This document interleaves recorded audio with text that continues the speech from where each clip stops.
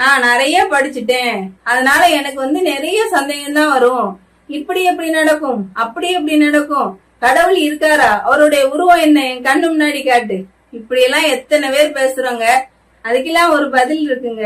விஞ்ஞானம் எவ்வளவுதான் முன்னேறினாலும் சரி, எவ்வளவு வளர்ச்சி அடைஞ்சாலும் சரி, கல்வி அறிவுல நம்ம எவ்வளவு மேம்பட்டு போனாலும் சரி, நம்மளால அடுத்த நொடி என்ன நடக்கும் அப்படிங்கறத தெரிஞ்சுக்க முடியுமாங்க? அது சிதம்பர ரகசியங்க. அது நமக்கு தெரியாது, அது அவனுக்கு மட்டும்தான் தெரியும். அப்ப நூலறிவு பேசி நுழைவு இல்லாதார் தெரிக.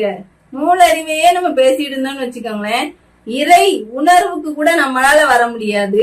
அப்புறம் எப்படிங்க நமக்கு இறை அனுபவம் கிடைக்கும்? அப்போ எவ்வளவு கல்வி கற்றாலும் சரி, எவ்வளவு படிச்சாலும் சரி, நமக்கு எவ்வளவு தெரிஞ்சாலும் சரி, நமக்கு மேல கடவுள் இருக்கார். அவரு நம்ம எல்லாத்துலயும் சரி, அவரு கலந்தும் இருக்கிறார், கடந்தும் இருக்கிறார். அப்படிங்கிறத நம்ம எப்போதுமே புரிஞ்சுக்கணும்.